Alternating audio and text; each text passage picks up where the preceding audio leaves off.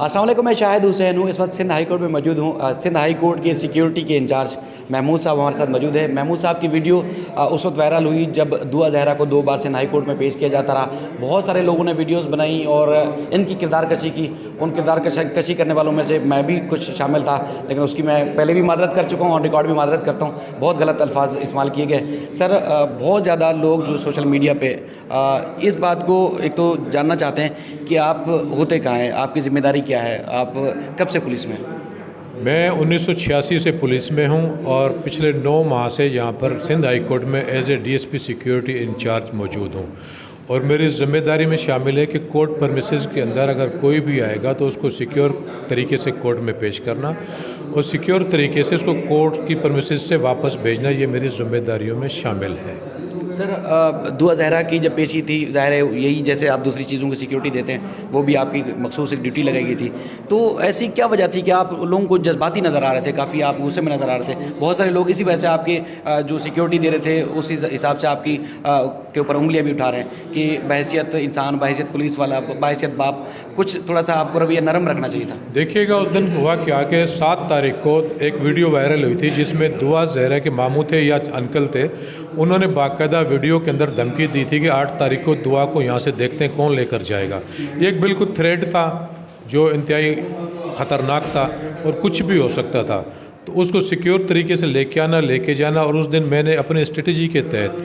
اس کو main gate سے inter نہیں ہونے دیا، کیونکہ مین گیٹ پر بھی سینکڑوں کی تعداد میں میڈیا اور پبلک موجود تھی، تو اس کو میں نے اپنی اسٹریٹجی اپناتے ہوئے اس کو ایک ان نون گیٹ سے لا کر عدالت میں پیش کیا، جس کا نہ کسی پبلک پرسن کو پتہ چلا اور نہ ہی کسی میڈیا کو پتہ چلا۔ اگر میں ایسا نہ کرتا اور اللہ نہ کرے دعا زہرا کو یا اس لڑکے کو، وہ جو اپنا ظہیر ہے، ان کو کچھ ہو جاتا تو سب سے پہلے وہ ایلیگیشن مجھ پر آ جاتے کہ آپ کی سیکیورٹی کیا کر رہی تھی۔ اس لیے یہ میرے فرائض میں شامل تھا اور میں نے ان کو سیکیور کیا۔ باقی رہ گئی کہ میرے خلاف لوگوں نے کیا کہا، میڈیا نے کیا کہا، کس نے کیا کہا، ان کو کم از کم اتنا ضرور سوچ لینا چاہیے کہ کسی کے بارے میں کہنے سے پہلے تھوڑی سی تصدیق کر لیں۔ میرے خلاف اتنا کسی نے مجھے سرگنا بنا دیا، کسی نے مجھے انٹرنیشنل مافیا کا کارندہ بنا دیا، تو میں ان کے خلاف جا سکتا ہوں، اپنا ڈیفرمیشن کا کیس بھی کر سکتا ہوں، اور اس کے بارے میں سوچ بھی رہا ہوں کہ میں ہو سکتا ہے کہ ان کے خلاف جس نے میرے خلاف یہ اپنا آئے کریٹ کی ہے، میں ان کے خلاف چلا جاؤں۔ اس کے بارے میں اپنے لائر سے مشورہ بھی کر رہا ہوں، لیکن میرے ڈپارٹمنٹ نے کیونکہ مجھے یہاں پہ تعینات کیا تھا، اس میرے ڈپارٹمنٹ کو پتہ بھی تھا کہ یہ کون ہے وائٹ کپڑوں والا، تو مجھ سے کسی نے نہیں پوچھا، کیونکہ میں اپنی ڈیوٹی بڑے احسن طریقے سے نبھا رہا تھا۔ سر، جب دعا اندر کورٹ روم کے اندر آنے لگی تو ان کی والدہ نے ظاہر بیٹی کو ایک عرصے بعد دیکھا تھا، انہوں نے ملنے کی کوشش کی، تو آپ کو افسوس نہیں ہے کہ آپ نے روکا اس کو ملنے؟ نہیں، مجھے دیکھو افسوس بھی اور افسوس نہیں بھی۔ افسوس اس لیے کہ بینگ اے پیرنٹس مجھے افسوس ہے، لیکن افسوس اس لیے نہیں ہے کہ اگر میں ان کو ملنے دیتا اور وہاں پر کوئی پرابلم بن جاتا تو وہ سارا گلے کا پھندا میرا بن جاتا۔ اس لیے میں نے کسی کو بھی جب تک کورٹ میں پیش نہیں کی تو نہیں ملنے دیا، کیونکہ عدالت نے بھی جب حکم دیا تھا تو دعا زہرا سے پوچھا تھا کہ آپ اپنے والدین سے ملنا چاہتی ہیں، تو دعا زہرا نے منع کر دیا تھا کہ میں نہیں ملنا چاہتی۔ جیسے آپ نے کہا تھا کہ چیمبرمین سے ملاقات کریں اور لیڈیز یا میل جو بھی اندر جائیں گے ان کی سرچنگ ہوگی، تو چیمبر میں ایسی کیا بات ہوئی تھی؟ دعا کا کل پرسوں ایک ویڈیو آئی جس میں وہ کہہ رہی ہیں کہ میں نے والدین کو کہا تھا کہ ظہیر کو ایکسیپٹ کر لیں،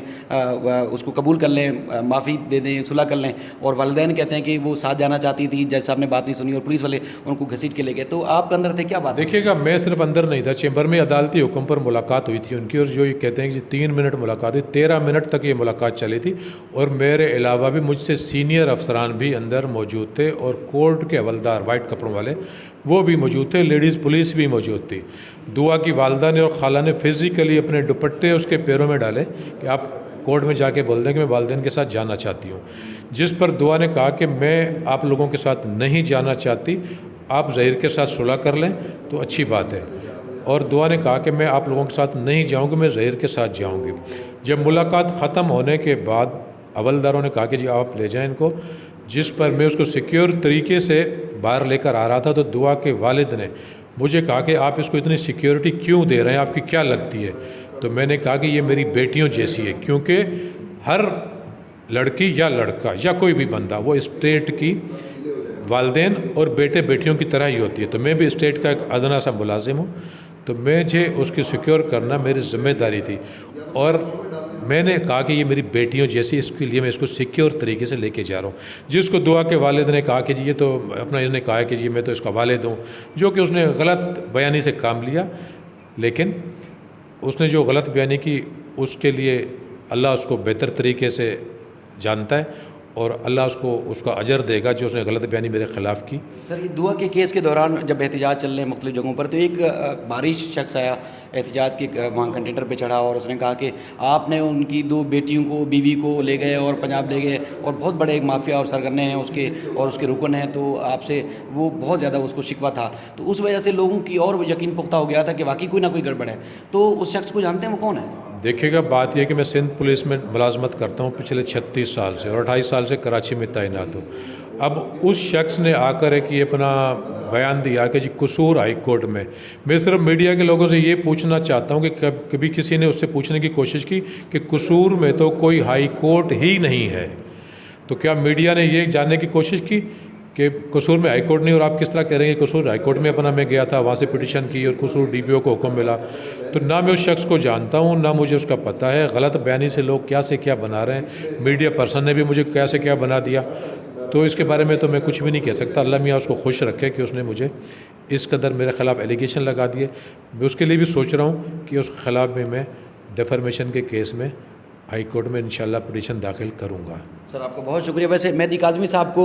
کچھ دن پہلے پتہ چلا ہے، شاید کل انہوں نے مجھے بتایا کہ اب وہ جان چکے ہیں کہ یہ شخص کون ہے، تو اس لیے وہ ان کے اوپر ذاتی طور پر کوئی الزام نہیں لگا رہے. لیکن بہت سارے لوگ ایسے ہیں جو اس کیس کو نہیں جانتے،